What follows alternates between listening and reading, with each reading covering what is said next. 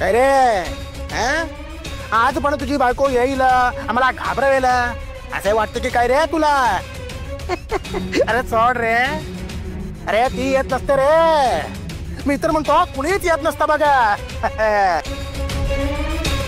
म्हणजे अरे लाज वाटत नाही का रे तुला म्हणतो मी?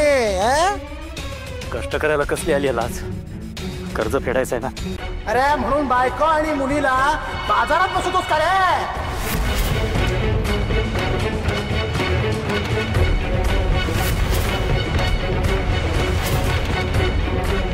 अरे मोरावळा विकायला म्हणतो मी.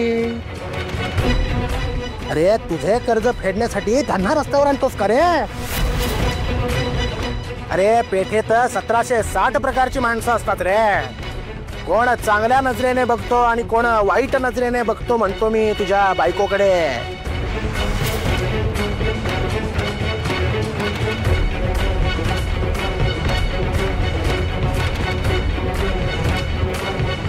काम टाकून कुठे निघालास तू? अरे ये जुवा जाऊ दे म्हणतो मी. बिचारा पाप. अरे बिचाऱ्याची बायको बाजारात बसायचं म्हणते रे. मोरावळा विकायला. अरे अरे अरे अरे काय करेल ती तरी बिचारी? काम चुकात नवरा भेटल्यावर अशीच गत होणार नाही का?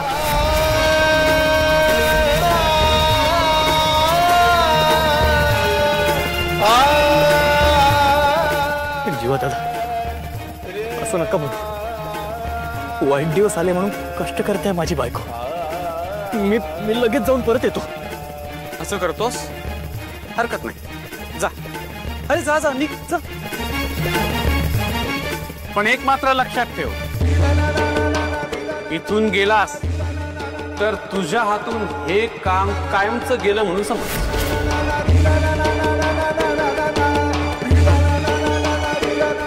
अरे अण्णा की नाही या शोपला दामू शेटणी वटणीवर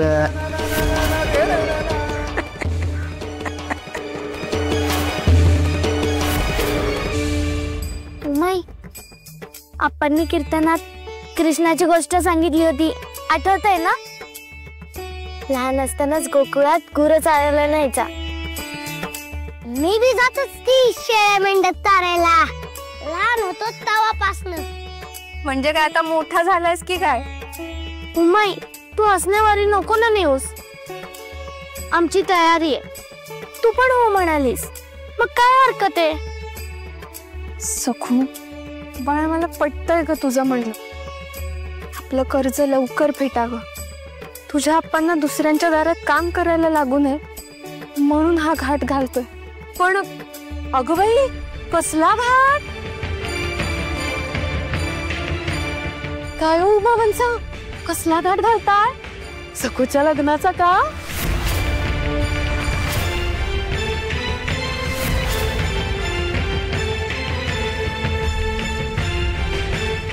अगं मामी, लग्नाचं नाही, पेठीत जाऊन मोरावळा विकायचं असं म्हणतोय. म्हणजे मी, पांडू आणि उमाई. बाई बाई बाई बाई बाई बाई, अगं तुमच्या पोरकटपणात उमावंचांना पण घेतलं आणि ह्या पण आल्या? नाही हो उमावंच, म्हणजे कर्ज फेडायचं मान्य आहे, पण हे असं वाटेल ते करू नका बाई. बुडगी कुठं हाय? या बरणीची हारणी करून सोडेल. ए बुडगे, ये की बाहेर. अहो, बोलणाऱ्याचे कुरमुरे विकले जातात आणि न बोलणाऱ्याचे मोतीचूर सुद्धा तसेच राहतात. अहो, तुम्ही अशा सुद्धा तोंड उघडत नाही. पेठेत जाऊन कशा ओरडणार? कसं दिसेल ते बघा ना. बुडगे, कुठं लपली आहेस? अगं ये की बाहेर. मीच जातो आणि घेऊन येतो. मी सांगू का, सखू सारख्या मुलींनी कसं चांगलं स्थळ बघून सासरी राणी सारखं राहावं, म्हणजे अगदी माझ्यासारखं. तर तुम्हाला कसली अवदसा सुचलीये?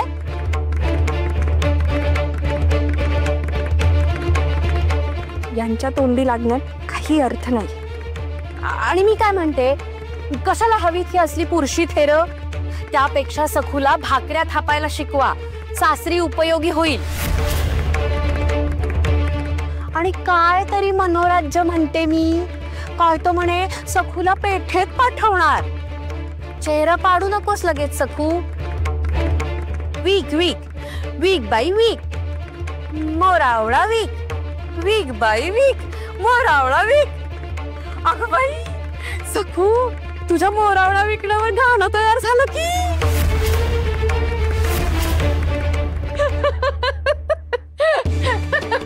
पेठेत व्यापार करणार म्हणून तुला खिदळायला काय झालं? मी तर म्हणते, का नाही जायचं पेठेत? का नाही व्यापार करायचा?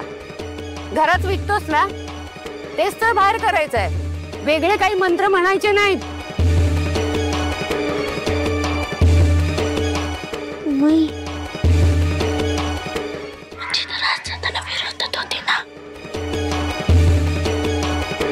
कौरव आणि पांडव आपापसात 100 आणि 5 होते, पण इतर कुणी आलं तर ते सगळे मिळून 105 होते.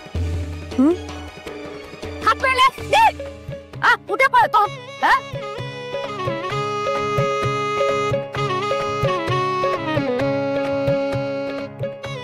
झुरळ ग झुरळ. आवाज केल्यावर पळायला वाटत. लाल रंगाचं होतं.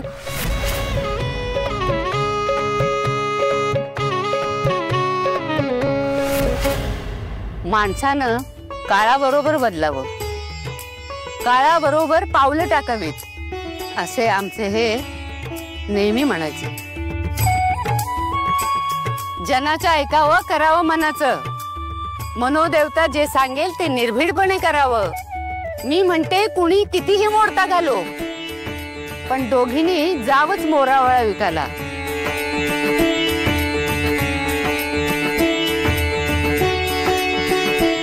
चार नवीन गोष्टी शिकतील.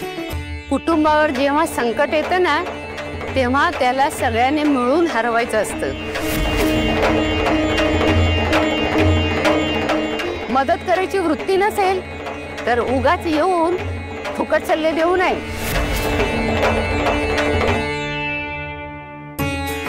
याला म्हणतात खमकेपणा. कशा पाठीशी उभ्या राहिल्यात पदर बांधून.